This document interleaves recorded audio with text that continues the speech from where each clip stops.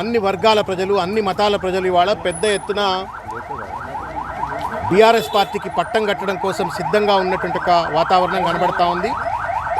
ఈ ఎన్నికల్లో ఎట్టి పరిస్థితుల్లో బీఆర్ఎస్ పార్టీ పెద్ద మెజార్టీతో గెలవనున్నది అన్నటువంటి ఒక విషయం అర్థమైన తర్వాత రేవంత్ రెడ్డి గారు తన నిజస్వరూపాన్ని చూపెడుతూ ఇవాళ మొత్తం ప్రభుత్వ యంత్రాంగం, ఎన్నికల యంత్రాంగం, పోలీస్ యంత్రాంగం అంతా కూడా ఇవాళ కుమ్మక్కైపోయి ఈరోజు బోగస్ ఓటింగ్కు, తర్వాత ఒక రౌడీ బెదిరింపు కార్యక్రమాలకు పోలింగ్ స్టేషన్లో కూర్చున్న వాళ్ళను కూడా బెదిరిస్తూ ఉన్నారు.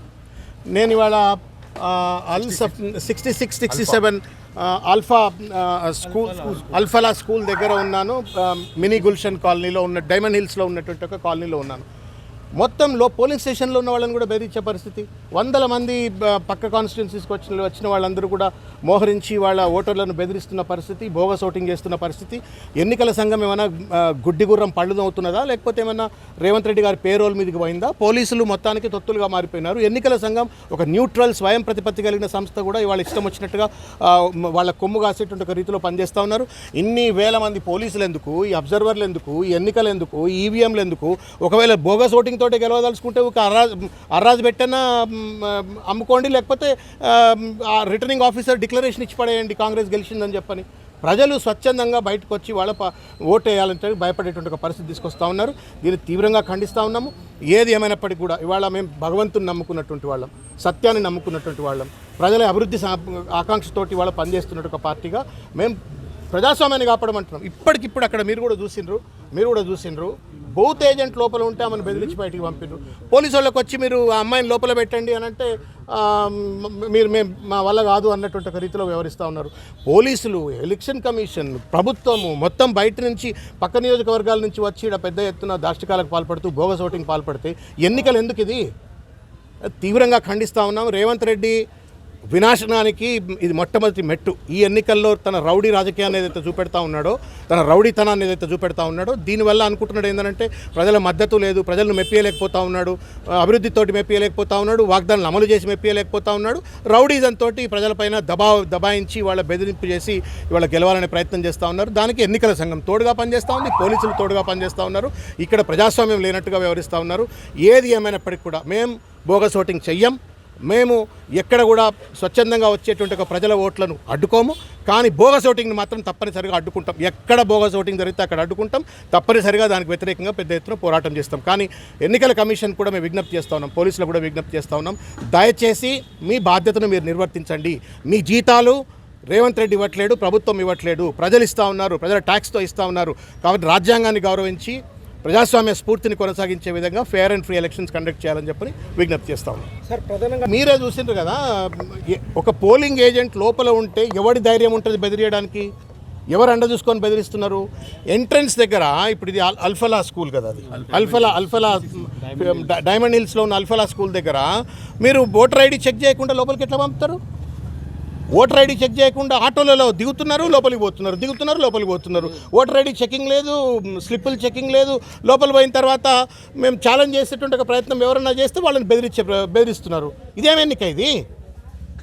కూడా డబ్బులు వంచుతున్నారు. ఇప్పుడు మీరు చూస్తూనే ఉన్నారు కదా, చుట్టంతా కార్వాన్, నాంపల్లి ఇట్లా చుట్టుపక్కల కాన్స్టిట్యున్సీకి వెళ్ళి వచ్చిన వాళ్ళందరూ కూడా పెద్ద ఎత్తున ఇవాళ బోగస్ ఓటింగ్కు, బెదిరింపులకు డబ్బులు పంచుతూ ఇవాళ ఎన్నిక జరుగుతున్న సందర్భంగా కూడా డబ్బులు పంచుతున్నారు అని అంటే ఏం ఎన్నిక, ఏం డెమోక్రసీ? ఆ సీఈఓ నిద్రపోతున్నాడా, గుడ్డిగుర్రం పళ్ళు తోముతున్నాడా? డీజీపీ గారు, కమిషనర్ గారు, యంత్రాంగం అంతా ఏమైపోయింది? మొత్తం అంతా ఇవాళ రేవంత్ రెడ్డికి తొత్తులుగా, కాంగ్రెస్ ప్రభుత్వానికి తొత్తులుగా మారిపోయి ప్రజాస్వామ్యాన్ని కూని చేస్తూ ఉన్నారు. ఈ ప్రభుత్వం ఇవాళ ఉంటుంది, రేపు పోతుంది. 2 ఏళ్ల తర్వాత బీఆర్ఎస్ వస్తుంది. బీఆర్ఎస్ వచ్చిన తర్వాత ఈ ఆఫీసర్లు, ఈ వ్యవస్థ అంతా మళ్ళీ ప్రభుత్వం కింద పనిచేయాల్సిందే కదా. ఈ కనీస ఈ విఘ్నత లేకుండా ఇవాళ పోలీసులు పనిచేస్తూ ఉన్నారు, ఎన్నికల అధికారులు పనిచేస్తూ ఉన్నారు. మేము అందరికీ కూడా విజ్ఞప్తి చేస్తూ ఉన్నాం, people come and go but government should go on. People come and go. రాజ్యాంగం బతకాలా, ప్రజాస్వామ్యం బతకాలా. ప్రజలకు ఇప్పుడే పొలిటీషియన్స్ మీద, రాజ్యాంగం మీద, ప్రజాస్వామ్యం మీద గౌరవం పోయింది. ఆ ఉన్న కాస్త పోయేటట్టుగా రౌడీగాలను, గుండగాలను పెట్టి ఓట్లు వేయించేటువంటి ఒక బోగస్ ఓటింగ్ చేసినట్టయితే మొత్తం వ్యవస్థ సర్వనాశనం అయిపోతుంది. ప్రజలు పూర్తిగా ప్రజాస్వామ్యం మీద నమ్మకం లేకుండా పోతారు. కాబట్టి దయచేసి మీరు ఆ సుదర్శన్ రెడ్డి గారు నిద్ర లేవండి. మీరు చీఫ్ ఎలక్టరల్ ఆఫీసర్, దయచేసి please wake up. Police commissioner Sajjanar గారు ప్లీజ్ వేకప్. మీరు ఇక్కడ జరుగుతున్న ఈ దాష్టికాలు దయచేసి అడ్డుకట్ట వేయండి. ఈ మోసాన్ని అడ్డుకట్ట వేయండి. 4 o'clock నుంచి ఇంకా దుర్మార్గంగా తయారవుతారు వీళ్ళు.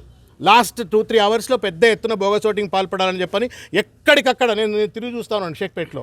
ఎక్కడికక్కడ పక్క నియోజకవర్గంలో వచ్చినారు. ఏం చేస్తున్నారు అంటే అబ్జర్వ్ చేస్తున్నాం అంటున్నారు. ఏం అబ్జర్వ్ చేస్తున్నారో అర్థం కావట్లేదు. ఎక్కడికక్కడ బెదిరింపులు, బూత్ క్యాప్చరింగ్, రిగ్గింగ్ చేయాలనే ప్రయత్నం చేస్తూ ఉన్నారు.